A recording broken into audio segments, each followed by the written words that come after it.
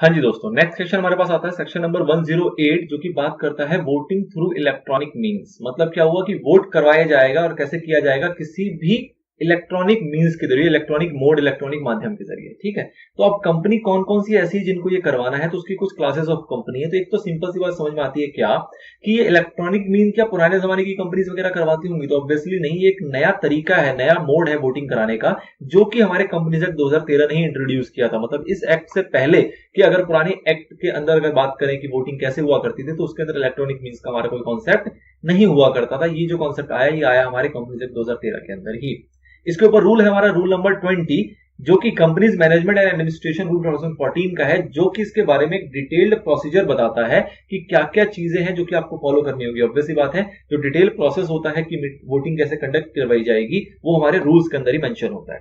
ठीक है, तो क्या कहा जा रहा है, voting through electronic means shall apply in respect of general meeting for which notices are issued on or after the date of commencement of this rule. मतलब क्या हुआ कि इलेक्ट्रॉनिक मोड है, इलेक्ट्रॉनिक मीन है, इसके जरिए क्या कोई ऐसी कंपनी करा सकती है, जबकि ये रूल आए नहीं उससे पहले की कंपनी क्या इलेक्ट्रॉनिक मोड से करवा सकती थी? तो ऑब्वियसली नहीं। तो कहा जा रहा है कि जनरल मीटिंग के लिए नोटिस जो इश्यू किया जाएगा कि हाँ भाई हम जनरल मीटिंग करवाने जा रहे हैं जिसके अंदर हम इलेक्ट्रॉनिक मीन को कंसिडर करेंगे वोटिंग के लिए, तो वो कब किया जा सकता है? वो किया जा सकता है इस रूल के आने के बाद। जो रूल नंबर 20 हमारा इंट्रोड्यूस हुआ, इसके आने के बाद ही, इससे पहले ऐसा कोई कॉन्सेप्ट नहीं हुआ करता था। नाउ अगला पॉइंट आता है आपके पास, company providing its member to exercise right to vote by electronic mean. कौन कौन सी कंपनी है जो कि ये इलेक्ट्रॉनिक मीन को प्रोवाइड करती है या करना चाहिए, जिनके ऊपर ये लाइबल हो जाता है? तो पहला आता है इसके अंदर कि लिस्टेड कंपनी होनी चाहिए, number 1, and along with that जो उनके मेंबर्स हैं, जो उस कंपनी के अंदर मेंबर्स हैं, वो आपके 1000 से कम नहीं होने चाहिए। तो ये दोनों के बीच में एंड है। एंड का मतलब क्या हुआ कि सारी लिस्टेड होगी वो नहीं कराएगी। अगर लिस्टेड और सपोज करो उसके नंबर ऑफ मेंबर आपके 1000 से कम है, तो उसके लिए मैंडेटरी एप्लीकेबल नहीं है। लेकिन अगर लिस्टेड भी है और मेंबर आपके 1000 से ज्यादा भी हैं, तो उस सिनेरियो के अंदर उसको इलेक्ट्रॉनिक मीन से वोटिंग कराना जरूरी हो जाता है, एज पर सेक्शन नंबर 108। फिर इसके लिए एक्सेप्शन दी गई। एक्सेप्शन क्या दी गई कि सपोज करो निधि कंपनी है। निधि कंपनी कौन सी होती है वो आपको पता है, उन्हें एक्सप्लेनेशन के अंदर मेंशन किया है।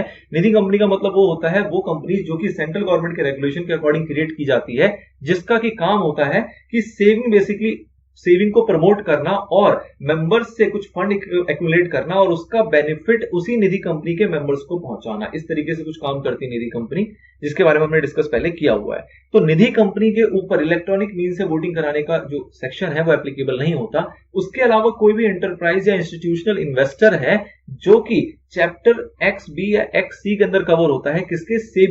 सेबी के 2 चैप्टर है, उसके अंदर जो कवर होते हैं हमारे एंटरप्राइज या इंस्टीट्यूशनल इन्वेस्टर, उनके ऊपर भी हमारा ये वाला एक्ट और ये वाला रूल जो है वो एप्लीकेबल नहीं होता। मतलब इलेक्ट्रॉनिक मूल का उसके ऊपर एप्लीकेबिलिटी नहीं आती है। फिर बात करते हैं exercise of right by member. अब मेंबर क्या है, इसके जो ये राइट इसके अंदर है बेसिकली वो क्या एक्सरसाइज कर सकती है? तो इसके लिए कहा जाता है a member may exercise his right to vote through voting by electronic means on resolution and company shall pass such resolution in accordance with the provision of this rule. मतलब क्या हुआ कि ये जो राइट बेसिकली दिया जा रहा है, ये जो मेंबर है वो चाहे तो एक्सरसाइज करें और चाहे तो एक्सरसाइज नहीं भी कर सकते। नहीं करने का ऑप्शन बेसिकली क्या है कि सपोज करो आपको इलेक्ट्रॉनिक मीन से कहा जा रहा है, आपने कहा जी हमें नहीं समझ में आता, हम तो मीटिंग में आएंगे और शो ऑफ हैंड से करेंगे या पोल के जरिए कर लेंगे, जैसा भी होगा, बट इलेक्ट्रॉनिक मीन से हम नहीं करना चाहते। तो ये उसके ऊपर है, ये फैसिलिटी देना कंपनी की लायबिलिटी है। बट अगर कुछ लोग ऐसे हैं जो इसको एक्सरसाइज नहीं करना चाहते, तो वो चाहे तो इसको ऑप्ट ना भी करें। नाउ बात आती है प्रोसीजर्स की। तो क्या क्या प्रोसीजर्स है जो कि कंप्लाई करना जरूरी है, तो वो प्रोसीजर देखेंगे। प्रोसीजर में ध्यान रखना कि कई चीजें ऐसी है जो रिपीटिंग नेचर में आएंगे। रिपीटिंग नेचर का मतलब क्या हो गया कि कई चीजें जो हमें नोटिस में भी मेंशन करना है और कई चीजें ऐसी आएंगी जो हमें एडवर्टीजमेंट में भी मेंशन करना है। क्यों? क्योंकि जो हम मीटिंग करने जा रहे हैं उसको हम नोटिस भी देंगे मेंबर को, एंड अलॉन्ग विद दैट उसका हमें एडवर्टीजमेंट भी देना होता है न्यूज़पेपर के अंदर। तो जो नोटिस का कंटेंट है और जो न्यूज़पेपर का कंटेंट होगा वो काफी कुछ सिमिलर चलेगा, तो इसलिए थोड़ा सा रिपीटेशन यहाँ पे आ सकता है। एक चीज और क्लैरिफिकेशन करूं यहाँ पे कि इलेक्ट्रॉनिक मीन की वोटिंग ना 2 तरीके से होती है। एक होती है remote e voting. Remote e voting इसका मतलब क्या हुआ कि जो हमारी मीटिंग होने वाली है, मीटिंग होने से पहले ही कुछ लोगों को रेजोल्यूशन वगैरह जो भी एक नोटिस वगैरह दिया जाएगा और उसके बेसिस पे चाहे तो वो घर से ही वोट कर सकते हैं। सपोज उनको लॉगिन आईडी पासवर्ड जो भी मिला उसके जरिए वो मीटिंग होने के प्रायरली भी वो वोट कर सकते हैं, उसका भी उनको ऑप्शन मिला जाता है इलेक्ट्रॉनिक मीन के अंदर। लेकिन अगर किसी ने भी ऐसे वोट पहले कर दिया है तो ऑब्वियस सी बात है जब वो मीटिंग में आएगा, पहली बात तो वो मीटिंग में आए ना आए कोई फर्क नहीं पड़ता, बट अगर वो मीटिंग में आता भी है तो वो दोबारा वोट नहीं कर सकता क्योंकि वो ऑलरेडी वोट कर चुका है। तो इसका मतलब क्या है, ई वोटिंग दो प्रकार की है, एक रिमोट ई वोटिंग है जो कि उसने पहले कर लिया, और दूसरा यही वोटिंग का उसको प्रोविजन ड्यूरिंग दी मीटिंग भी मिल सकता है कि भैया मीटिंग के दौरान भी आप इलेक्ट्रॉनिक मीन से ही वोट करो। मतलब कि मीटिंग चल रही है उसके अंदर उन्होंने कहा शो ऑफ हैंड और पोल यहां पे नहीं करेंगे, यहां पे भी हम इलेक्ट्रॉनिक मीन से ही वोट कराएंगे, तो वो भी पॉसिबल है, वो भी किया जा सकता है। उसको रिमोट ई वोटिंग नहीं कहा जाएगा। रिमोट ई वोटिंग वर्ड का मतलब हुआ जब आप वोटिंग कर रहे हो अपने घर से, घर से का मतलब कि मीटिंग के अलावा कहीं से भी आप वोट कर रहे हो मीटिंग से पहले, तो वो कहलाता है हमारा रिमोट ई वोटिंग। तो उसकी बातें कुछ आएंगी, तो मैंने थोड़ा सा क्लियर आपको कर दिया। ना क्या क्या चीजें कंप्लाई करना जरूरी है प्रोसेस के अंदर। सबसे पहले आता है नोटिस। ऑब्वियस सी बात है, नोटिस दिया जाएगा, किसको दिया जाएगा, सभी मेंबर्स को, डायरेक्टर्स को, ऑडिटर्स को नोटिस दिया जाएगा मीटिंग के रिगार्डिंग। और कैसे दिया जाएगा, रजिस्टर्ड पोस्ट या स्पीड पोस्ट के जरिए, या फिर अगर इलेक्ट्रॉनिक मीन से हमें नोटिस देना है तो जो भी उनका रजिस्टर्ड ईमेल आईडी होगा उसके पे उसको मेल भेजा जाएगा। और तीसरा हो सकता है हमारा कि कोई भी कुरियर सर्विस को यूज करते हुए उनको नोटिस दिया जाएगा। नोटिस जो भी होगा उसको हमें कहां पे होस्ट करना होगा, होस्ट करना होगा ऑब्वियसली अपने वेबसाइट पे। जो भी कंपनी अगर उसकी वेबसाइट खुद की है तो वो हम होस्ट करेगी, या फिर अगर वो किसी एजेंसी के थ्रू इस काम को करवा रही है तो उस एजेंसी की वेबसाइट पे भी इसको होस्ट किया जा सकता है, मतलब किया जाएगा। फिर बात आती है नोटिस कंटेनिंग द पर्टिकुलर, मतलब कि क्या क्या बातें हैं जो कि उस नोटिस के अंदर लिखी होंगी। तो सबसे पहली बात तो उसके अंदर लिखी होगी कि भैया कंपनी जो है वो इलेक्ट्रॉनिक वे में वोटिंग कराने का प्रोसीजर की फैसिलिटी आपको प्रोवाइड कर रही है, ये लिखा होना जरूरी है नोटिस के अंदर। एक सिंपल सी बात है ना कि एक फैसिलिटी है जो कंपनी आपको दे रही है, तो वो चीज आपको सूचना में लिखनी होगी, उसका अलग से स्टेटमेंट देना होगा। फिर यह भी कहा जाएगा कि भैया आप जो है वो चूज कर सकते हो कि या तो आप इलेक्ट्रॉनिक वोटिंग कर लो, और नहीं तो आप बैलेट के थ्रू भी कर सकते हो, पोलिंग भी कर सकते हो, शो ऑफ हैंड भी कर सकते हो। द थिंग इज कि कोई और तरीके से भी आप अपना वोट कास्ट कर सकते हो, कोई दिक्कत नहीं है। उसके बाद बात आती है कि ये वोटिंग वही कर पाएगा, मतलब मीटिंग के अंदर वोटिंग वही कर पाएगा जिसने कि पहले वोट ना किया हो, उसको दोबारा वोट करने का मौका नहीं मिलेगा। मतलब अगर किसी ने रिमोट ई वोटिंग एक्सरसाइज कर ली है और मीटिंग होने से पहले पहले अपना वोट कास्ट कर दिया है, तो उसके बाद ना ही वो अपने वोट को चेंज कर सकता है और ना ही वो दोबारा वोट कास्ट कर सकता है, मतलब दोबारा वोट नहीं किया जाएगा। इसके बारे में भी आपको सूचना उस नोटिस के अंदर देनी है। फिर कहा जाता है और नोटिस में क्या होगा, तो नोटिस में बताया जाएगा प्रोसेस एंड मैनर, कि किस तरीके से इलेक्ट्रॉनिक मीन के जरिए वोट करेंगे। वो प्रोसेस भी तो बताना पड़ेगा ना मेंबर को। जो मेंबर को हम कह रहे हैं भैया इलेक्ट्रॉनिक मीन से वोट करो, अब वो वोट कैसे करे, तो उनको बताया जाएगा कि आप अपने वेबसाइट पे जाइए। हमारे वेबसाइट पे जाएंगे तो वहां पे आपको लॉगिन आईडी पासवर्ड यूज किया जाएगा, वो आपको लॉगिन आईडी पासवर्ड का मैनर बताया जाएगा, उसको आप इंसर्ट करके कर सकते हो। या उनको कहा जाएगा कि आप एक ऐप डाउनलोड करिए, ऐप के थ्रू आप कर सकते हो, उसका लॉगिन आईडी पासवर्ड बताया जाएगा। द थिंग इज जो भी प्रोसेस मैनर कंपनी ने डिसाइड किया है वो भी उनको इंडिकेट किया जाएगा उस नोटिस के अंदर। फिर उनको बताया जाएगा टाइम शेड्यूल। टाइम शेड्यूल का मतलब कि किस टाइम पे वोट कर सकते हैं, क्या ओपन टाइम है, क्या क्लोज टाइम है, क्या कितने दिन पहले वो वोट कर पाएंगे, या किस भी जो भी उसका टाइम का शेड्यूल हमने बनाया है उसकी सूचना भी उसको दी जाएगी। नौ उनको डिटेल दिया जाएगा उनकी लॉगिन आईडी के रिगार्ड। ऑब्वियसली बात है कि उनका जो भी लॉगिन आईडी है, उनका डेट ऑफ बर्थ है, वॉटेवर जो भी क्रिएट की जा रही है, जो भी लॉगिन आईडी उनको मिलना है उसके बारे में भी सूचना उनकी नोटिस में दी जाएगी। और उसके साथ साथ उनको यह भी बताया जाएगा कि किस तरीके से वो अपने पासवर्ड को जनरेट कर सकते हैं। लॉगिन आईडी का जो पासवर्ड होगा वो अगर उनको पहले से बनाया दिया जा रहा है तो अच्छी बात है, और पहले से बनाया भी दिया जा रहा है तो उसको रीसेट करने का मौका या इस टाइप की चीजें उनको प्रोवाइड की जाएगी, ताकि जो इनकी वोटिंग है वो प्रॉपर सिक्योर मैनर में हो, उसके अंदर कोई भी प्रकार की कोई लीकेज ना हो। अगला पॉइंट आता है पब्लिशिंग का, कि नोटिस को पब्लिश किया जाएगा। जब भी पब्लिश की बात आती है तो आपको पता है कि भैया पब्लिश कहां किया जाएगा, तो पब्लिश किया जाता है हमारे न्यूज़पेपर के अंदर ही। कब, जैसे हमने डिस्पैच कर दिया। एक तो होता है हमने पहले क्या किया, हमने नोटिस भेज रहे थे उसको पर्सनली, जैसे हमने पोस्ट के थ्रू भेजा, ईमेल का, एज द केस में भी जैसे भी आपने नोटिस दे दिया, नोटिस देने के बाद इमीडिएटली हमें क्या करना पड़ेगा, हमें उसको पब्लिश करना पड़ेगा। कहां, न्यूज़पेपर के अंदर। कितने दिन का गैप होना चाहिए उसके बीच में, तो आपको पता है 21 डेज का गैप होना चाहिए। न्यूज़पेपर की जैसी बात आएगी तो आपको पता है कि भैया दो टाइप के न्यूज़पेपर होते हैं, एक वर्नाक्युलर लैंग्वेज का जो कि उस डिस्ट्रिक्ट की लैंग्वेज में बेसिकली होता है जहां पे भी आपका रजिस्टर्ड ऑफिस है, और दूसरा होता है इंग्लिश लैंग्वेज का जो कि बेसिकली वो लैंग्वेज होती है जो कि पूरे कंट्री, पूरे नेशन के अंदर स्प्रेड किया जाता है। उस टाइप के न्यूज़पेपर को उस लैंग्वेज के अंदर उसको हमें मैटर को देना होता है, जो भी हमारे मीटिंग के रिगार्डिंग इन्फॉर्मेशन है। क्या क्या इन्फॉर्मेशन उसके अंदर होना जरूरी है, मतलब जो एडवर्टीजमेंट होगा उसके अंदर क्या क्या होना जरूरी है। तो सबसे पहला स्टेटमेंट एक ये होगा कि हाँ जी, जो भी हमारी ट्रांजैक्शन बिजनेस की होने वाली है उसकी जो वोटिंग करवाई जाएगी उसमें इलेक्ट्रॉनिक्स मीन्स का भी ऑप्शन हम दे रखें। रिपीटिंग होगी, ध्यान रखना है। जो अभी हमने नोटिस के अंदर पढ़ा, क्योंकि नोटिस में हम वही सारी चीजें बताएंगे और एडवर्टीजमेंट भी वही सारी चीजें बताएंगे, एक तरीके से फैक्टर्स तो सेम ही रहेंगे। तो सबसे पहला क्या कि इलेक्ट्रॉनिक्स मीन्स के थ्रू भी वोट किया जा सकता है बिजनेस के ऊपर, जो भी ट्रांजैक्शन हम करने वाले हैं, बिजनेस ट्रांजैक्शन जो भी डिस्कस किया जाएगा मीटिंग के अंदर। तो पहला पॉइंट ये हो जाता है। दूसरा पॉइंट ये हो जाएगा कि रिमोट ई वोटिंग कब से शुरू होने वाली है। रिमोट ई वोटिंग मैंने आपको बताया जब वो मीटिंग से पहले ही वोट कर सकते हैं। तो मीटिंग से पहले आपने तो 21 दिन पहले नोटिस दिया है, तो ऐसा तो नहीं है कि वो पहले दिन से ही आपका रिमोट ई वोटिंग स्टार्ट हो जाएगा, 2 दिन 4 दिन 5 दिन जो भी है। अभी हम इसमें रूल भी देखेंगे कि 3 दिन का सिनेरियो आता है। तो थिंग इज कि कितने दिन से स्टार्ट हो जाने वाली रिमोट ई वोटिंग, उसके बारे में इंफॉर्मेशन देनी होगी। रिमोट ई वोटिंग जो है वो किस दिन और किस समय पे वो खत्म हो जाएगा, उसका लास्ट डेट बेसिकली क्या होता है, वो भी हमारे रूल्स के अंदर अभी आगे पढ़ने को आपको मिलेगा। तो वो चीज भी आपको मेंशन करना है। कट ऑफ डेट मेंशन करना है। कट ऑफ डेट का मतलब क्या है बेसिकली, कट ऑफ डेट को जरा समझो।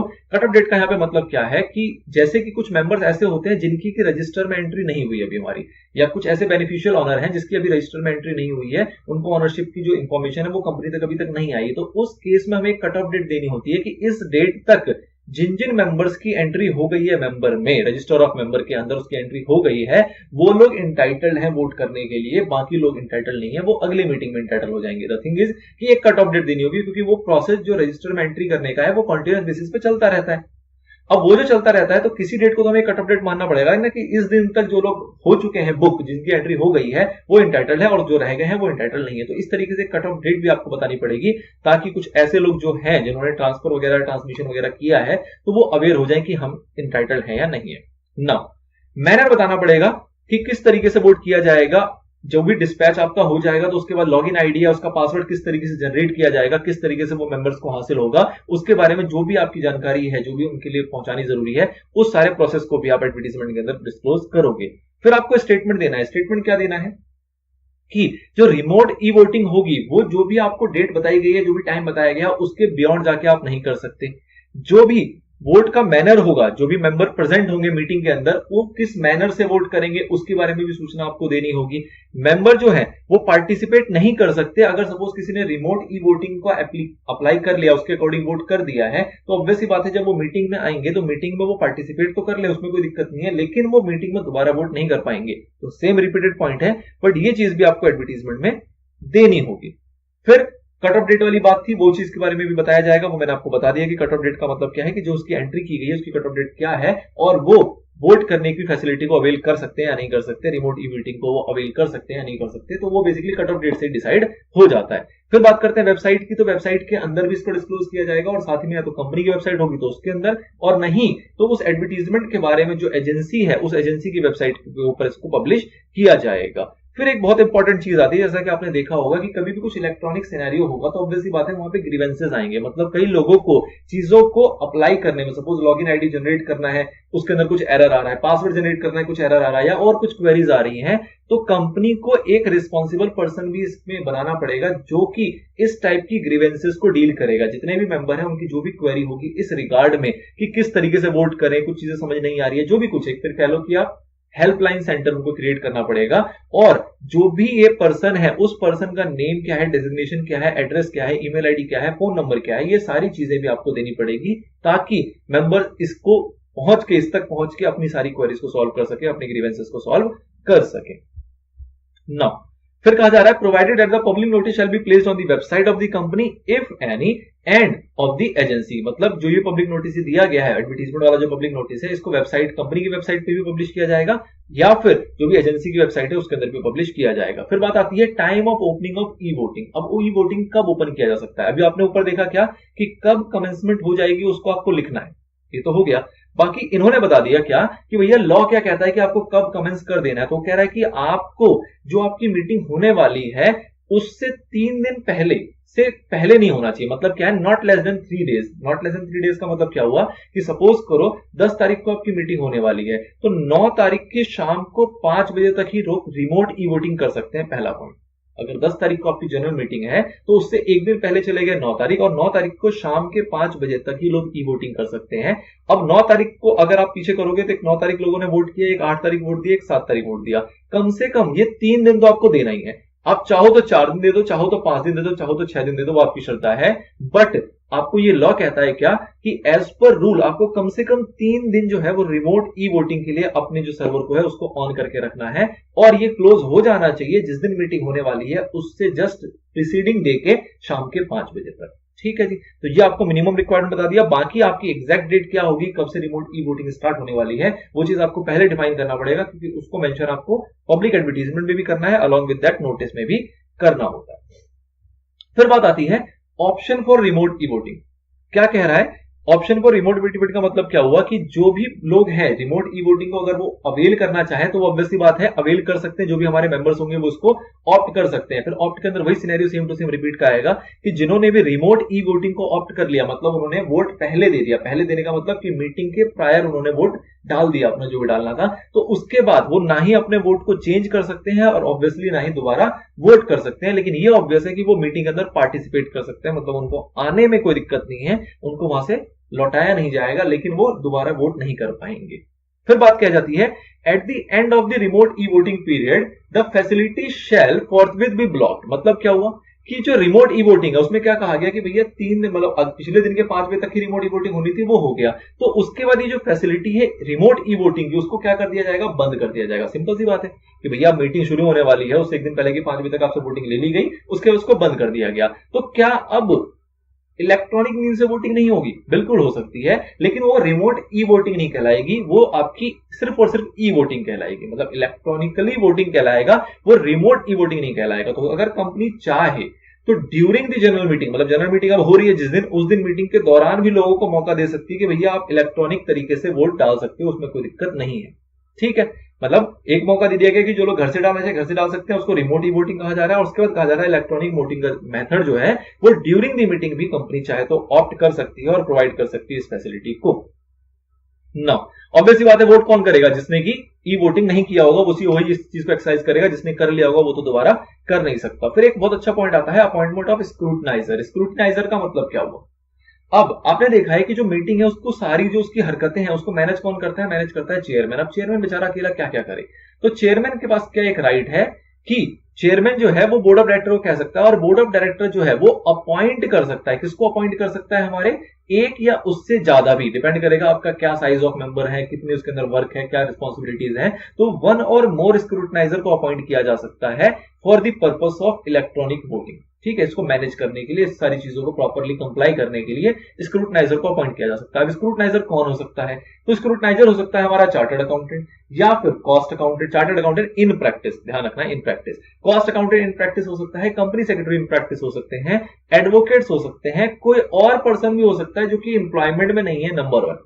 अब कोई और पर्सन के लिए क्राइटेरिया है कि अगर ये जो 4 तो वेल क्वालिफाइड लोग थे, इसके अलावा कोई और पर्सन को भी बनाया जा सकता है जो कि एम्प्लॉयमेंट में ना हो और उसकी एक कोई रेपुटेशन हो, मतलब एक कोई बहुत जाना माना हस्ती, कोई जाना माना व्यक्ति है और जो हमारा बोर्ड है उसको ये लगता है कि भैया ये प्रॉपरली स्क्रूटनाइज कर सकता है, सारी चीजों को कर सकता है और फेयर एंड ट्रांसपेरेंट वे में इस पूरी वोटिंग के प्रोसीजर को कंप्लीट करवाने के लिए ये योग्य है। अगर ऐसा बोर्ड को लगता है, उसका ओपिनियन अगर ऐसा है, तो किसी और व्यक्ति को भी अपॉइंट कर सकते हैं for the purpose of scrutinizer. Now provided that, अब स्क्रूटनाइजर जो अपॉइंट किया है वो बेसिकली क्या करेगा? May take assistance to any other person. आप सपोज करो स्क्रूटनाइजर हमने एक सीए को अपॉइंट कर दिया, उसको इलेक्ट्रॉनिक मोड के किस तरीके से वोटिंग कराई जाती है उसमें कई जगहों पे डिफिकल्टी आ रही है, तो वो क्या कर सकता है? किसी इस टाइप के एक्सपर्ट को अपॉइंट भी कर सकता है वो, मतलब कि स्क्रूटनाइजर भी अब चाहे तो किसी और को अपॉइंट कर सकता है एज अ असिस्टेंस, मतलब उससे मदद देने के लिए किसी और ऐसे व्यक्ति को जो कि एक्सपर्ट हो, वेल वर्स्ड हो उस फील्ड में, इलेक्ट्रॉनिक वोटिंग सिस्टम के फील्ड में, उसको बहुत अच्छी नॉलेज होनी चाहिए, नंबर 1। और नंबर 2, किसी भी सूरत में वो उस कंपनी के एम्प्लॉयमेंट में नहीं होना चाहिए, मतलब कंपनी का एम्प्लॉय अगर होगा तो फेयर मैनर में काम नहीं कर पाएगा बेचारा, तो इसलिए किसी भी एम्प्लॉय को नहीं बट अदर देन एम्प्लॉय किसी को अपॉइंट करने का पावर वो रख सकता है, उससे वो हेल्प ले सकता है। फंक्शन ऑफ स्क्रूटनाइजर क्या है? तो ऑब्वियस सी बात है कि जो हमारा स्क्रूटनाइजर है वो विलिंग टू बी अपॉइंटेड होना चाहिए, मतलब वो अपॉइंट होने योग्य होना चाहिए। होने योग्य के लिए हमने देखा कि क्या क्या क्राइटेरिया है, किस किस को स्क्रूटनाइजर अपॉइंट किया जा सकता है, और वो सारे फैक्टर, सारी मेजोरिटी वगैरह जो भी रिक्विजिट चीजें हैं मीटिंग से रिगार्डिंग और वोटिंग से रिगार्डिंग, उस चीजों को प्रॉपरली डील कर सके, ये इसके अंदर कैपेबिलिटी होनी चाहिए। रोल ऑफ चेयरमैन की बात करते हैं तो चेयरमैन बेसिकली क्या करता है आपको पता है, जब वो पूरी मीटिंग हो जाती है तो एट द एंड जब डिस्कशन हमारा हो जाएगा तो वो क्या करेगा? वोटिंग के लिए अलाउ करेगा कि भैया आप वोटिंग करो। अब वोटिंग करने के लिए जो भी प्रोसीजर है, जिस भी तरीके से करवाया जा रहा है वो आपको अलाउ कर दिया गया। आपकी ई वोटिंग थी, आप पोस्टल बैलेट के थ्रू करना चाह रहे थे, आप पोल के थ्रू करना चाह रहे थे, शो ऑफ हैंड, जैसा भी सिनेरियो रहा हो, जो भी प्रोसेस रहा हो, उसके थ्रू आपको अलाउ कर दिया जाएगा कि आप वोटिंग कर सकते हो। इसके लिए वो हेल्प लेगा किसकी? स्क्रूटनाइजर की। ध्यान रखें, बोर्ड ने अपॉइंट किया स्क्रूटनाइजर को, क्यों अपॉइंट किया? ताकि वो चेयरमैन की मदद कर सके, और स्क्रूटनाइजर भी चाहे तो किसी और बंदे की मदद ले सकता है जो कि इंप्लॉयमेंट नहीं होना चाहिए और उस फील्ड का वो एक्सपर्ट होना चाहिए। ठीक है जी। नाउ इसकी मदद ले सकता है और वो बेसिकली क्या करेगा, उस पूरे मीटिंग जो वो वोटिंग वहां पे हो रहा है, उस वोटिंग की पूरी प्रोसीजर को वो सही से मैनेज करेंगे। कौन मैनेज करेंगे? चेयरमैन और स्क्रूटनाइजर्स जो भी वहां पे प्रेजेंट है वो लोग। और ऑब्वियस सी बात है, वोट कौन करेगा? वो सारे लोग जिन्होंने रिमोट ई वोटिंग कास्ट नहीं कर रखी, उसके अलावा जो भी लोग हैं उनसे वो वोट करवाया जाएगा, उनको अलाउ किया जाएगा वोट करने के लिए। फिर बात आती है काउंटिंग ऑफ वोट। तो स्क्रूटनाइजर को बेसिकली रखा इसीलिए गया था कि बेटा वोट काउंट करो। तो स्क्रूटनाइजर क्या करेगा? स्क्रूटनाइजर सबसे पहले क्या करेगा, जो भी वोट्स उसके पास आए होंगे मीटिंग के अंदर उसको वो काउंट करेगा। उसके बाद वो क्या करेगा, जो रिमोट ई वोटिंग में वोट आ रखे थे उसको अनब्लॉक करेगा। जो वोट्स आए हुए हैं कहां पे? रिमोट ई वोटिंग, मतलब कि मीटिंग से पहले वाले वोट जो है वो उसको भी क्या करेगा? अनब्लॉक करेगा। अब अनब्लॉक करने का मतलब क्या हुआ कि जो उनकी वोटिंग आ रखी होगी ना, उसको जनरली कहा जाता है, अभी आगे हमें मिल भी जाएगा, कि भैया ऐसा ना हो कि रिमोट ई वोटिंग जो आया है उसको किसी का एक्सेस नहीं होना चाहिए। मतलब क्या हुआ कि सपोज करो रिमोट ई वोटिंग पहले आई, उसमें आपको पहले ही पता लग जाएगा कितने लोग फेवर में, कितने लोग उसके अगेंस्ट है। अगर उस चीज को हम डिस्क्लोज कर दें सभी के सामने, तो वहां पे जो डिसीजन आएगा वो फेयर मैनर में नहीं आ सकता। तो इसलिए वो भी जो फैक्टर है कि कितने, हमें ये पता होता है कि किस किस मेंबर ने रिमोट ई वोट कर दिया, लेकिन हमें ये नहीं पता होना चाहिए, हमें का मतलब स्क्रूटनाइजर को या चेयरमैन को या किसी भी व्यक्ति को ये नहीं पता होना चाहिए कि किसने वोट फेवर में किया है, किसने वोट अगेंस्ट में किया है। ये अलाउ नहीं होता कब तक, जब तक की मीटिंग कंप्लीट नहीं हो जाती। ठीक है, बस उसको ये पता होता है कि किन किन मेंबर ने वोट कर दिया। ये पता होना क्यों जरूरी है? ताकि वो दोबारा वोट ना कर दे मीटिंग के अंदर। चलिए जी, तो बेसिकली क्या है, जो रिमोट ई वोटिंग का आपका ब्लॉक है उसको अनब्लॉक किया जाएगा। जो भी रिमोट ई वोटिंग आपके पास आ रखी थी, जिसको आपने ब्लॉक कर दिया था शाम के 5 बजे, उसको अनब्लॉक किया जाएगा। अनब्लॉक जो किया जाएगा वो किसी ना किसी 2 विटनेस के सामने करेगा। स्क्रूटनाइजर भी हो सकता है झोल कर जाए, तो इसलिए वो 2 विटनेस को रखेगा। और जो 2 विटनेस होंगे वो ऑब्वियस सी बात है वो व्यक्ति होंगे जो कि इंप्लॉई नहीं होने चाहिए, एम्प्लॉयमेंट में कंपनी के नहीं होने चाहिए। और उसको कितना टाइम मिलेगा? उसको मिलेगा इस पूरे प्रोसेस को कंपाइल करके रिपोर्ट बनाने के लिए 3 दिन का टाइम मैक्सिमम। मतलब कि वो जल्दी बना दे, पर मैक्सिमम उसके पास जो टाइम है वो 3 दिन का। 3 दिन में उसको क्या करना है, जो भी जनरल मीटिंग के अंदर वोट आया उसको काउंट करना है, जो भी रिमोट ई वोटिंग आया उसको अनब्लॉक करके उसको काउंटिंग करना है, और एक फाइनल कंसोलिडेटेड स्क्रूटनाइजर रिपोर्ट बनाना है, मतलब एक कंबाइंड रिपोर्ट बनाना है। और उस रिपोर्ट को बनाने के लिए जो उसको टाइम मिलेगा वो कितना मिलेगा? सिर्फ और सिर्फ मैक्सिमम 3 दिन का। मतलब उससे पहले बना सकता है, उससे ज्यादा टाइम उसको नहीं मिलेगा। उसके अंदर उसको सारी चीजें बतानी होगी, कितने लोगों ने फेवर में कास्ट किया है वोट, कितने लोगों ने अगेंस्ट में कास्ट किया है, ये सारी चीजें वो बताएगा। अच्छा जी, ये रिपोर्ट बना के वो किसको देगा? ये रिपोर्ट बना के वो देगा चेयरमैन को, या फिर किसी ऐसे पर्सन को जिसको कि चेयरमैन ने ऑथराइज कर रखा हो कि भैया तू ही ले ले, कोई बात नहीं। और जिसको भी वो देगा वो उस पर क्या करेगा? Counter sign. काउंटर साइन का मतलब क्या हुआ कि स्क्रूटनाइजर ने रिपोर्ट बनाई, उसके अंदर अपना अपना साइन कर दिया। वो रिपोर्ट लेके गया चेयरमैन के पास, चेयरमैन को बोलेगा जी रिपोर्ट देख लो, सबको सही लग रहा तो आप भी साइन कर दो। ठीक है ना? तो चेयरमैन भी क्या करेगा? उसके ऊपर साइन कर देगा। मतलब कि अब रिस्पॉन्सिबिलिटी दोनों लोगों के आगे। चेयरमैन ने एग्री करके कि हाँ तुमने जो काम किया उसमें कोई भी किसी भी तरीके की कोई भी कुटाई नहीं है, कोई भी उसके अंदर कमी नहीं है। ठीक है जी, अब बात आएगी डिक्लेरेशन की कि भैया रिजल्ट सुनाया जाएगा। रिजल्ट कैसे सुनाया जाएगा? तो जो चेयरमैन है या फिर उसकी जगह पे जो भी पर्सन ऑथराइज किया गया है वो उसको डिक्लेयर करेगा तुरंत के तुरंत। तुरंत के तुरंत का मतलब कि जैसे स्क्रूटनाइजर ने उसको दिया रिपोर्ट, वो रिपोर्ट पे साइन करेगा और फोर्थविथ उसको डिक्लेयर करना पड़ेगा रिजल्ट। किसको? या तो चेयरमैन को या फिर जो भी पर्सन ऑथराइज किया गया है उसको। ठीक है जी, फिर यहां पे सीक्रेसी वाला एक एक्सप्लेनेशन दिया गया है। वो वही चीज है कि भैया आपको ये नहीं पता होना चाहिए कि कितने लोगों ने अफर्मेटिंग या फिर नेगेटिव आपका वोट किया था। मुद्दे के ऊपर उसको सीक्रेट रखा जाएगा। कब तक सीक्रेट रखा जाएगा? जब तक कि मीटिंग के अंदर के वोट पूरे कास्ट नहीं हो जाते, जब तक ये बातें किसी को नहीं बताई जाएगी। किसी को नहीं का मतलब कि चेयरमैन, स्क्रूटनाइजर या किसी भी पर्सन को इसके बारे में जानकारी नहीं होनी चाहिए, लेकिन बस उसको ये जानकारी होगी कि किन किन लोगों ने वोट दिया। वही अगला पॉइंट आता है आपका access of detail. Access of detail का मतलब क्या है कि रिमोट ई वोटिंग में जिन्होंने वोट कर दिया वो दोबारा वोट ना कास्ट कर दें, इसलिए स्क्रूटनाइजर को एक्सेस देना पड़ेगा। किस चीज का एक्सेस देना पड़ेगा? डिटेल्स का। कौन सी डिटेल्स का? कि भैया कौन कौन मेंबर हैं, उनके मेंबर से रिलेटेड रजिस्टर ऑफ मेंबर क्या है, या फिर और भी कोई इंपॉर्टेंट इंफॉर्मेशन जो उसको लगता है जिसके बेसिस पर वो ये आइडेंटिफाई कर पाए कि कितने लोगों के कितने शेयर्स के अगेंस्ट वोट आ गए हैं और कितने लोग ऐसे जो मीटिंग में आए जिन्होंने वोट ना दिया हो, ताकि डुप्लीकेसी ना हो पाए, ताकि डुप्लीकेसी ना हो पाए। तो इसलिए डिटेल्स एक्सेस करने की जो पावर है वो सिर्फ और सिर्फ इसके पास है, स्क्रूटनाइजर के पास है। लेकिन उसको ये नहीं बताया जाएगा कि किसने क्या वोट दिया, ये उसको भी नहीं बताया जाएगा तब तक कि जब तक कि हमारा वोट का प्रोसेस खत्म ना हो जाए। फिर बात आती है मेंटेनेंस ऑफ रजिस्टर का पॉइंट। इसका मतलब क्या हुआ कि अगेन स्क्रूटाइजर क्या करेगा? एक रजिस्टर मेंटेन करेगा, चाहे वो मैनुअली हो चाहे वो इलेक्ट्रॉनिक हो, जिस तरीके से भी हो। मतलब मैनुअली रजिस्टर मेंटेन कर सकता है, इलेक्ट्रॉनिकली भी कर सकता है, पर मेंटेन कौन करेगा? स्क्रूटनाइजर। और उसके अंदर सारा रिकॉर्ड रखेगा। कौन सा रिकॉर्ड रखेगा? कि कितने लोगों ने उसके फेवर में वोट किया, कितने लोगों ने अगेंस्ट वोट किया, क्या क्या उन लोगों के नाम थे, क्या क्या उनके एड्रेस थे, क्या क्या उनका फोलियो नंबर था, क्या क्या उनकी क्लाइंट आईडी थी, जैसे हमने देखा ना लॉगिन आईडी, तो वो क्या क्या उनकी आईडी थी, कितने शेयर्स उनके पास हैं, उन शेयर्स की नॉमिनल वैल्यू क्या है, और क्या उन शेयर्स पे कोई डिफरेंशियल वोटिंग राइट है, मतलब डीवीआर है या नहीं है। तो इस तरीके से एक प्रॉपर डिटेल्ड रूप में वो रजिस्टर मेंटेन करेगा। जो रजिस्टर्ड होगी वो किसकी कस्टडी में रहेगी, तो ऑब्वियस सी बात है सेफ कस्टडी किसका होगा, स्क्रूटनाइजर का होगा। लेकिन कब तक, जब तक कि इसका प्रॉपर डिस्क्लोजर नहीं हो जाता। एक बार उसने रिपोर्ट बनाई, रजिस्टर बनाया, उसने वो चेयरमैन को दिया, चेयरमैन ने उसको अप्रूव कर दिया, साइन कर दिया, ये सारा प्रोसेस जब कंप्लीट हो जाएगा तो ऑब्वियस सी बात है ये जो पूरी कस्टडी होगी, किसकी कस्टडी होगी, और भी रेलेवेंट कोई डॉक्यूमेंट हो सकते हैं अलॉन्ग विद द रजिस्टर जो कि मेंटेन किया है स्क्रूटनाइजर ने, वो सारी चीजों को हैंडओवर कर देगा किसको, कंपनी को। कंपनी का मतलब बोर्ड ऑफ डायरेक्टर को, लो भैया सब पर फैसले हो गए, ये तुम्हारे दस्तावेज जो कि हमने इस पूरे प्रोसेस के अंदर यूज किया था, तो वो हैंडओवर किसको करेगा, कंपनी को। ना अगली बात आती है रिजल्ट ऑफ वेबसाइट्स, मतलब जो रिजल्ट आपने आया, जो आपने सुना दिया, उस रिजल्ट को आप प्लेस करोगे अपनी वेबसाइट के ऊपर भी। अपनी वेबसाइट का मतलब कि कंपनी की अगर वेबसाइट है तो ठीक है, अदरवाइज जो भी उन्होंने एजेंसी इस प्रोसेस के लिए हायर किया होगा उस एजेंसी की वेबसाइट पे भी उसको वो प्लेस करेंगे result along with that report. कौन सी रिपोर्ट, जो स्क्रूटनाइजर ने बना के चेयरमैन को दी थी, तो वो रिपोर्ट के साथ जो भी रिजल्ट आया है उसको आप प्लेस करोगे अपनी वेबसाइट के ऊपर। साथ ही में अगर कंपनी की बात करें, वैसी कंपनी जिनकी जो शेयर्स हैं, इक्विटी शेयर्स हैं, वो लिस्टेड है, तो उस सिनेरियो के अंदर उन सारी लिस्टेड कंपनीज को ये result along with that scrutinizer report इसको पूरे को भेजना होता है किसको, स्टॉक एक्सचेंज को, जहां पे भी वो रजिस्टर्ड है। और फिर वो स्टॉक एक्सचेंज क्या करेगा, अपनी स्टॉक एक्सचेंज की वेबसाइट के ऊपर उस रिजल्ट को पब्लिश करेगा, मतलब उसको प्लेस करेगा।